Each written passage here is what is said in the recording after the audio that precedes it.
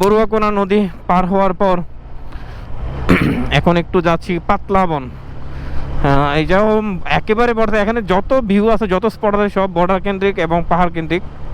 আমরা সেখানে যাচ্ছি, যেহেতু সন্ধ্যা হয়ে গেছে 6টা 20-এর আশেপাশে বাজে। বেশিক্ষণ আলো থাকবে না আমাদের। লেঙ্গুরা যাবো, যেহেতু লেঙ্গুরা ভিউ আজকে দেখা হবে না, কালকে দেখবো। তাহলে যাওয়ার পথে যেহেতু পাতলা বন পড়ছে, এটা আমরা দেখে যাব। আর চেন্নি দেখতে হবে আগামীকাল। চেন্নি আর লেঙ্গুয়া দেখে কালকে ইনশাল্লাহ ঢাকা ফিরবো।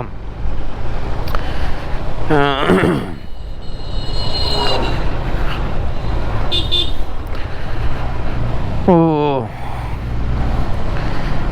আমরা যাচ্ছি একেবারে গ্রামের মাঝখান দিয়ে। গ্রামের বেশিক্ষণ নয়, পাহাড়, এই গ্রামটির পরে পাহাড়, অত 2-3 মিনিটের মধ্যে পৌঁছে যাব। যেহেতু ম্যাপ দেই নাই, কারণ এখান থেকে এখানে এই যে পাহাড় দেখা যাচ্ছে, বেশি দূর না, এত সামান্য একটু দূরে হবে। এগুলো সীমান্তের।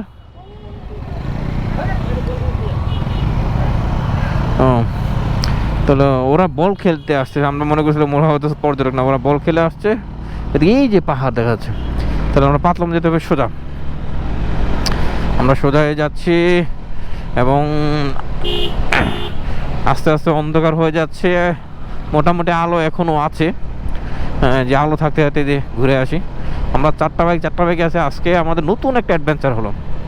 সেই বড়ুয়াকোনা নদী পার হতে অর্ধেক, মানে পুরো নদী, মানে নদীর অংশ চর পড়ে গেছে। আর নদী সামান্য একটু জায়গা যেখানেও ক্রমশন পানি, বৃষ্টির কারণে এখানে নাকি পানি বেড়ে যায়। বৃষ্টির কারণে পানি না পড়লে নদী ওই এভাবেই নর্মালি বাইক চালিয়ে পার হওয়া যায়।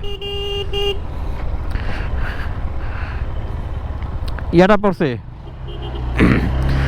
সুলতান ভাইয়ের বক্স ইয়াটা পড়ে গেছে। আসেন ওনার হ্যান্ড গ্লাভস পড়ছে, চলে আসবে। তাই এখন আমরা এই যে দেখেন, এই পাহাড়, পুরোটাই পাহাড়। এই নদীটা, এই বড়ুয়াকোনা নদী, এই নদী পার হয়ে আমরা এখানে আসলাম। কেউ বলে মাধব নদী, কেউ বলে মাহাদব নদী, আবার শুনলাম বড়ুয়াকোনা নদী। মানে এক একজন তো এক এক নাম শুনে। তো যাই হোক, নদী তো একটাই।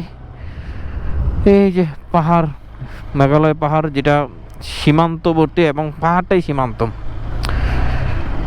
এখানে আমরা যাচ্ছি যে জায়গা, এখন সেটার নাম তো বললাম পাতলা বন। যে এখানে একটা ক্যান্টিনের মতো আছে, বড় দোকান আছে, যার পথে এখানে চা খেয়ে যাবো না। আমরা যাচ্ছি। এখানে মোটামুটি সুন্দর একটা, যাওয়ার পথে এখানে কিছু খেটে যাবো, খিদা লাগছে অনেক। এখন ওদের এখানে খাবো, কি করব।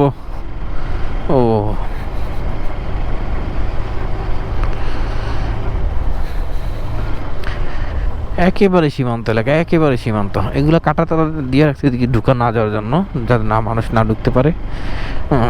এটা নদীর পার।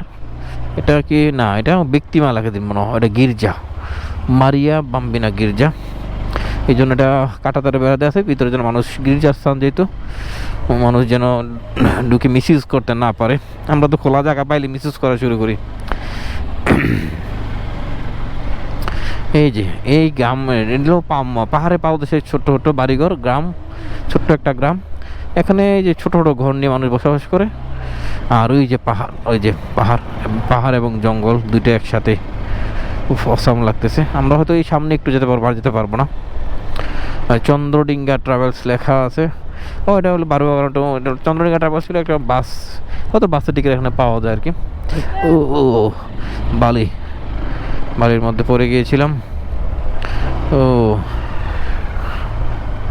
এই যে আমরা তাহলে ওই সামনে বাইক আছে, ওই বাইকগুলো কোথাও যেতে পারবো।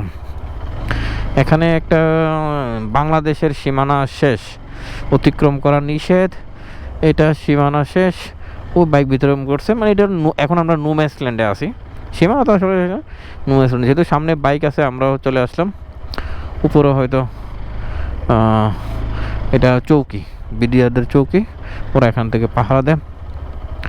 আমরা একবারে চলে আসছি সীমান্ত এলাকায়, একেবারে এটাই শেষ। এই দেখেন এই জায়গাটার দৃশ্য অন্যরকম অন্যরকম। ওয়াও, সুন্দর একটা দৃশ্য। এই যে অবশেষে আমরা এখন পাতলাবন, এটাকে নাম পাতলাবন। এই যে পুরোটাই পাহাড়, সীমান্ত পারে, সীমান্ত রক্ষিত, এই লাইটগুলো দেখা, সীমান্ত লাইটগুলো দেখা যাচ্ছে। এখানে অনেকেই ঘুরতে আসছে, আমরা একটু যাই। এই যে এখানে ছেলেমেলা খেলা, এদিকে ফসলের জমি, আর এই পাশটা খালি পড়ে আছে, মানুষ খেলাধুলা করে, হয়তো বাচ্চারা গরু চড়ায় আর মানুষ ঘুরতে আসে এখানে। এই যে সামনে দুজন লোক আছে সাদা কাপড় পরিহিত, হয়তো এই এলাকার স্থানীয় হতে পারেন, এত সাহস তো করার কথা নয় একবারে সীমান্তে চলে যাওয়ার জন্য। ও, এই নদীটা সেই সেই নদী যেটা আমরা একটু আগে পার হয়ে আসলাম। ও ওয়াও, এই সেই নদী।